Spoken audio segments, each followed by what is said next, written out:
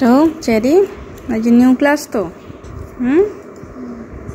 New class new friend হবে আর আজকে কিন্তু অস্মিতা ম্যাম থাকবে না অস্মিতা ম্যাম নিউ ম্যাম আসবে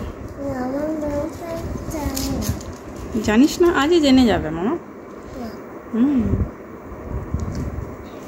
আর এই যে এও উঠে গেছে আজ সকাল সকাল আজ জানি না কেন পিহু তাড়াতাড়ি উঠে গেছে তো আমি ভুলে গেছিলাম অ্যাকচুয়ালি তো সেই কারণে আবার চেঞ্জ করালাম আজকে বুধবার তাই ইয়েলো কালারের ড্রেস পরে যাবে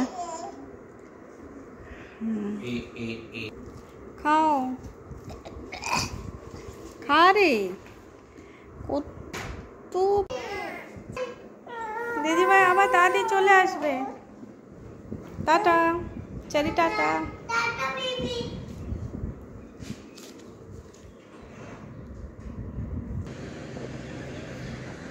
চকচকে রোদ গাড়িটা অ্যাকচুয়ালি এদিকে রাখেনি কালকে ও আর এত মৌমাছি হচ্ছে কেন কে জানি তো বেরিয়ে গেল আজকে ছাড়তে গেছে বাট আসবে ও গাড়িতে করে আমি না এখানে দাঁড়িয়ে থাকা খুব রিস্কের ব্যাপার মনে হচ্ছে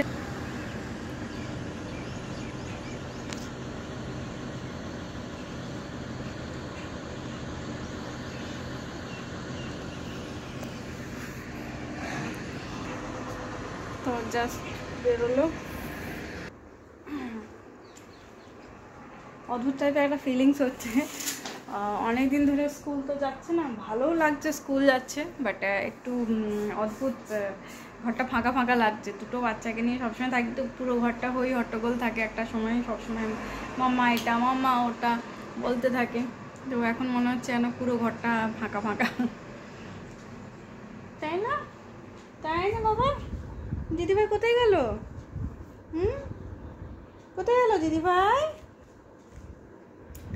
তো চলো আমি এখন কি করবো এখন কিছু করার তারপর আবার রান্না বান্না করতে স্টার্ট করে দেবো স্কুল থেকে ফিরে বনুকে আদর এটা সব থেকে বেশি মেমোরেবল তো কালকে ওর ভ্যানে যাওয়ার কথা ছিল কিন্তু কালকে ভ্যানে করে যায়নি কালকে ওর বাবাই ওকে ছাড়তে গেছিলো আর নিয়ে এসেছিলো আজকে ভ্যানে করে যাবে এবারে ফার্স্ট টাইম একা ভ্যানে করে যাবে আমার হেভি টেনশন হচ্ছে কী করে কী করবে আমি সেটাই ওকে বোঝাচ্ছিলাম যে বসে চেরি খেয়ে নাও আগে খেয়ে নাও কেন শেষ হয়নি চলো জলদি 8 বাজে নাহলে দেখো আচ্ছা ভালো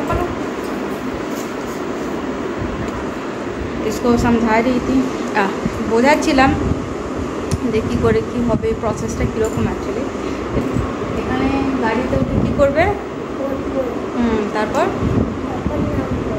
নামে বসবি তো তারপর এখান থেকে সোজা গিয়ে কোথায় নামবে স্কুলে এখানে সোজা গিয়ে স্কুলেই নামবে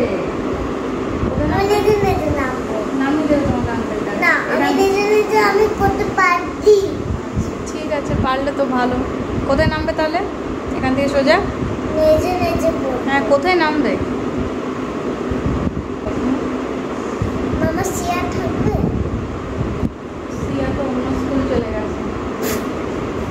ওর বেস্ট ফ্রেন্ড বলতে গেলে বাট ও অন্য স্কুলে চলে গেছে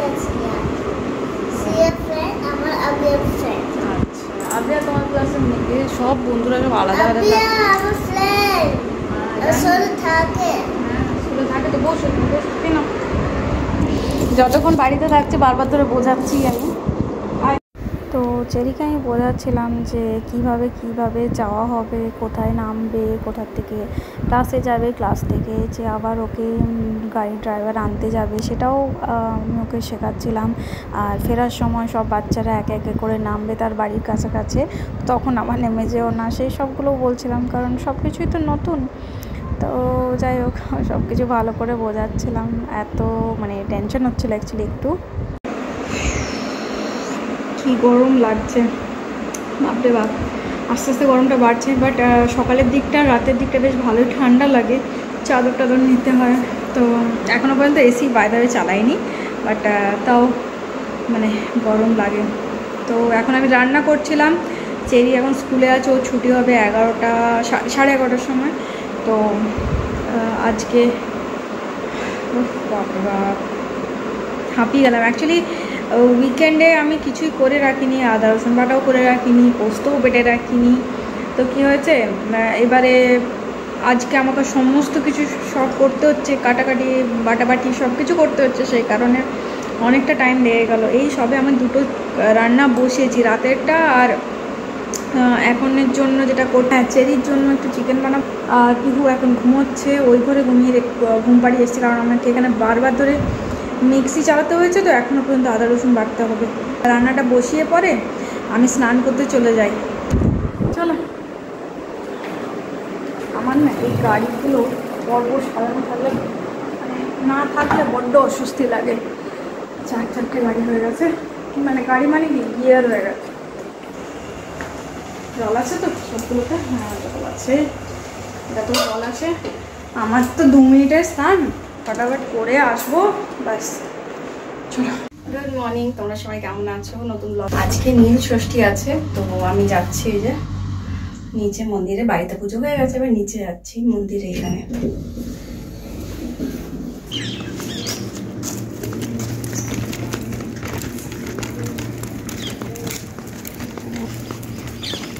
আজকে প্রথম এইকে নিয়ে যাচ্ছি।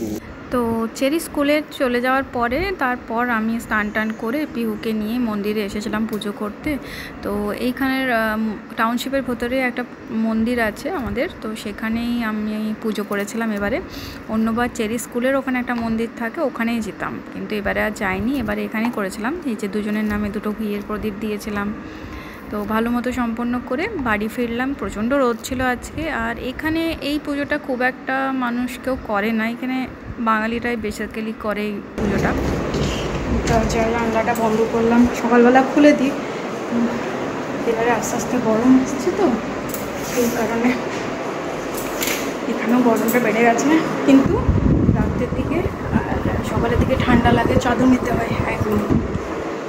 আচ্ছা লাগে কেন জানি না, আই গেস এই স্ক্রিন গার্ডটার জন্য কিছু একটা ইস্যু হচ্ছে, কিছু করার নেই। যাই হোক, আমি পুজো দিয়ে চলে এসেছি, পুজো করে চলে এসেছি। এবারে যে আমি সাবুদানার খিচুড়ি বানিয়েছিলাম যেটা খাবো, ফ্যানের আওয়াজ আসতে পারে, সাবুদানার খিচুড়ি বানিয়েছি যেটা খাবো। আর দেখি দুপুরবেলা কী করি, লুচি করবো, কিন্তু চেরির জন্য ভাত করব, আর আমার জন্য লুচি তরকারি করব। তরকারিটা একবারে দুবেলার জন্য করে নেবো। চলো খেয়ে নিই।